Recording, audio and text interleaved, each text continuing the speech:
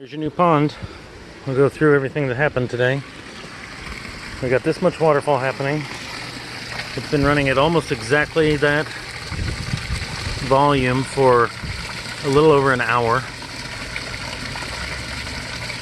When it first gets backflush, it sure comes out fast. I'm going to do a little bit more research on that filter and the pump and see what kind of expectations we should have here, what kind of improvements we can make.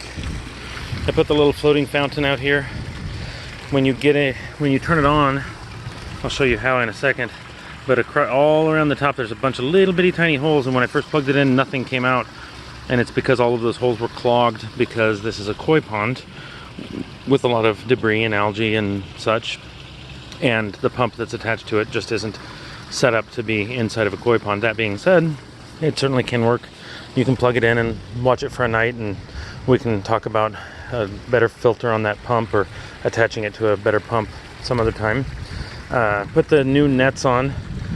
They work, and it is the right kind of net, but this here, you can't see it in the video, but when you get here you'll see that there's kind of an open area where the two of them are not quite tight enough, and so I tried to string them together. It'll keep the leaves out and keep the birds out, but we'll want to find a better solution. Maybe I can tie them together permanently for next season, or we can just get one long net that covers the whole thing without any of those weird spots. I put rocks around the side. The other people had landscaping stakes, which were rusty and sharp and made me think about tetanus, so I removed them. The net is intentionally off right here. This is a little frog exit point, just in case frogs get in and try to get out. It doesn't always work, but sometimes it does. There's a loose spot right there for the same reason, and then back here for the same reason. So I've got the net draped up over the top of here, so we've got it covered. It's off of the pool between here and that pole. I don't think it'll be an issue. I think in the bigger part of the pool right here, when the leaves start falling on it, you'll want to keep an eye on that. Maybe hit it with a leaf blower to keep the leaves from gathering too much. If we get a bunch of leaves settling here and then it rains, it'll sag down in. Snow especially will make it sag down in. Both of your aerators are going. And honestly, unless we have really big cold snaps, which we did last year, that should be sufficient for keeping a hole in the surface of the ice. But we can throw that de-icer in also. Anyway, so there's your waterfall again. So I don't know what I know what it does when the filter pump, or when the pump is not running through the filter. It's significant, but that's to be expected because all of those plumbings and twists and turns and everything reduce the flow coming from the pump. So pump is running good. The filter basket is running good. It is currently on filter. If you wanted to really impress some people for a party, put it on recirculate, and that bypasses the filter altogether.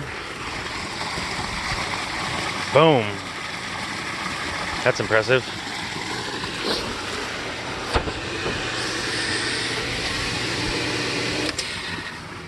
And let's see here. So if we backwash,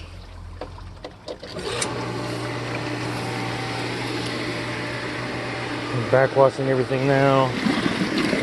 Here it comes. Nothing new here.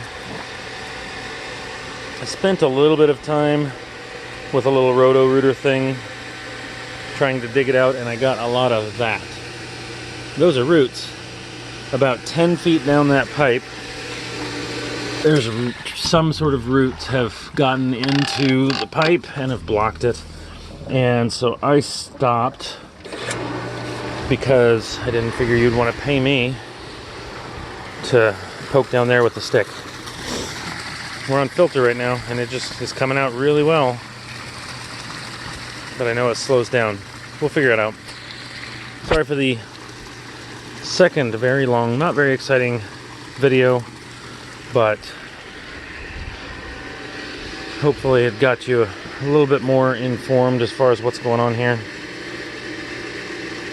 We will set up a time and meet in person and discuss. Talk to you soon. Bye.